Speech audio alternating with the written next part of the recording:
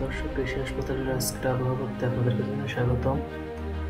নতুন করে আবহাওয়া অফিস যে বার্তাটি দিয়েছে তা জানানোর জন্য আজকে আপনাদের মাঝে আসা।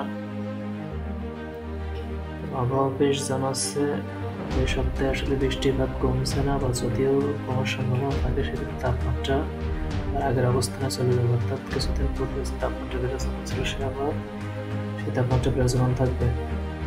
চলুন আসলে জেনে নেব কি থাকছে। সারা দেশে ঝরছে বৃষ্টি, কখনো মাঝারি আবার কখনো ভারী বৃষ্টি। এমন পরিস্থিতি তাপমাত্রা দেশের বিভিন্ন অঞ্চলে দেখা দিয়েছে বন্যা। প্রশ্ন উঠছে এমন পরিস্থিতি আর কতদিন থাকবে। জানা গেছে সারা দেশে বৃষ্টির এমন প্রবণতা এখনই কমছে না, অব্যাহত থাকবে আরো কিছুদিন। আগামী সপ্তাহের শেষ দিকে বজ্রসহ বৃষ্টিপাতের প্রবণতা আরো বাড়বে। আগামী 5 দিনের জন্য দেওয়া পূর্বাভাসে এমনটা জানানো হয়েছে। শুক্রবার 5 জুলাই এক বিজ্ঞপ্তিতে জানিয়েছে বাংলাদেশ আবহাওয়া অধিদপ্তর। পূর্বাভাসে বলা হয়েছে, শুক্রবার রংপুর, রাজশাহী, ঢাকা, ময়মনসিংহ, খুলনা, বরিশাল, চট্টগ্রাম, সিলেট বিভাগের অধিকাংশ জেলায় অস্থায়ীভাবে দমকা হাওয়া সহ হালকা থেকে মাঝারি ধরনের বৃষ্টি অথবা বজ্রবৃষ্টি হতে পারে।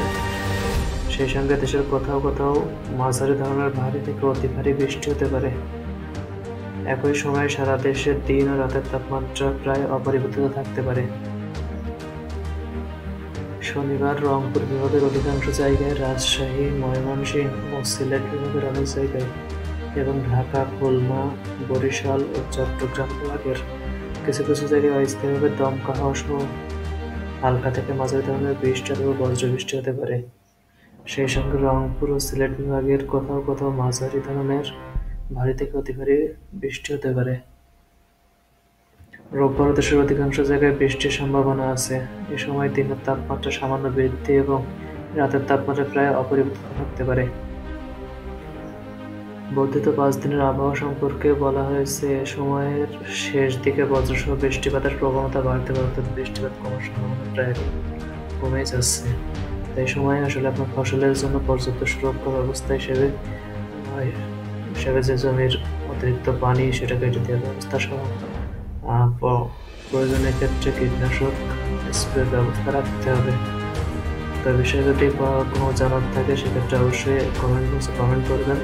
এবং বিস্তারিত তথ্য জানার জন্য আমাদের হোয়াটসঅ্যাপ নম্বরে মেসেজ করে রাখতে পারেন। আমরা বিস্তারিত তথ্য সংবলিত করণীয়গুলো আপনাদেরকে জানাতে পারবো এবং সঠিক সময়ে সঠিক পরামর্শ দিতে পারবো। ধন্যবাদ, সবাই ভালো থাকবেন।